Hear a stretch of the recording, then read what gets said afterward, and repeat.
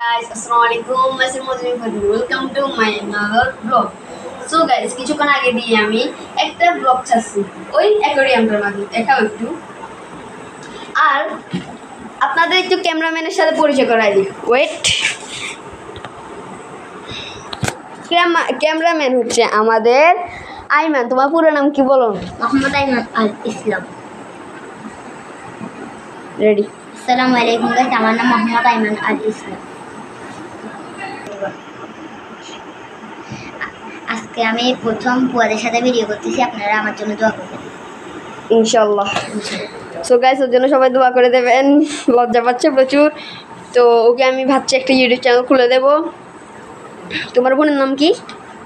আল ইসলাম। আর so guys, আপনাদেরকে না বললাম আমার চুলের অবস্থা, সবাই 12টা বাজাইছে। এই যে ছেলেটাকে দেখতেছেন আপনারা, ঠিক না?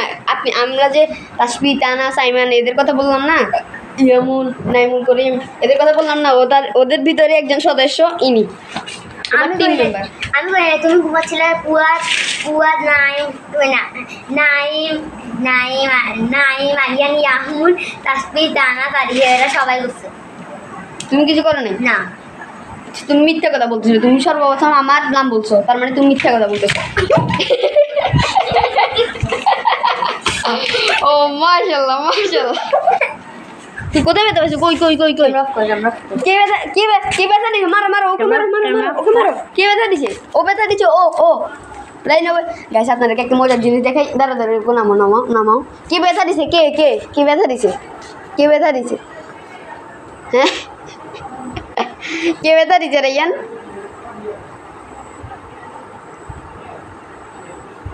কে ব্যথা দিছে? এই আইমান, এদিকে আসো তুমি। সো গাইস, এখন আমরা মেন কাহিনীতে চলে যাই।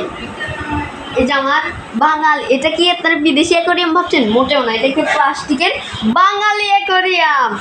বাঙালি অ্যাকোয়ারিয়াম যারা একটু করে ধরো, বাঙালি অ্যাকোয়ারিয়াম যারা আসলে জন্য দেখেননি তাদের জন্য এই বাঙালি অ্যাকোয়ারিয়াম স্পেশালি। আপনারা কিন্তু এই বাঙালি অ্যাকোয়ারিয়ামে সুন্দর করে রাখতে পারবেন। আর আপনাদের কোনো বিদেশি গাছ প্রয়োজন নেই। আপনারা আপনাদের এখান থেকে সিটি থেকে একটা গাছ নিয়ে নেবেন।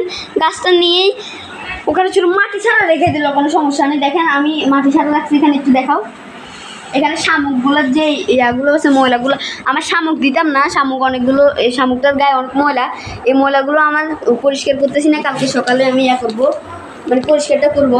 এখন পরিষ্কার করা হচ্ছে না, কারণটা হচ্ছে আমার যে মাছটা আছে এখানে, ওই মাছটা কিন্তু এই শামুকগুলোকে খায়।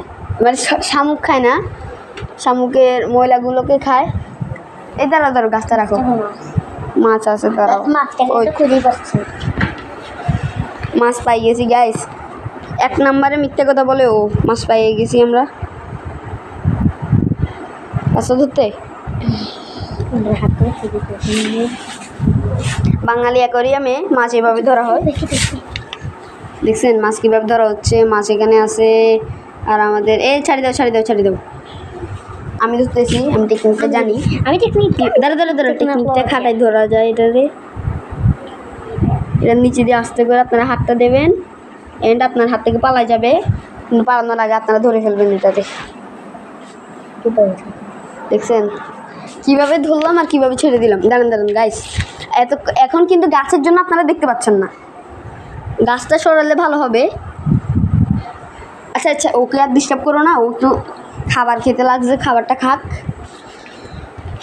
তো এটা ছিল পার্ট 3। পার্ট 1 অনেক আগে হয়ে গেছে, এটা ছিল পার্ট 3।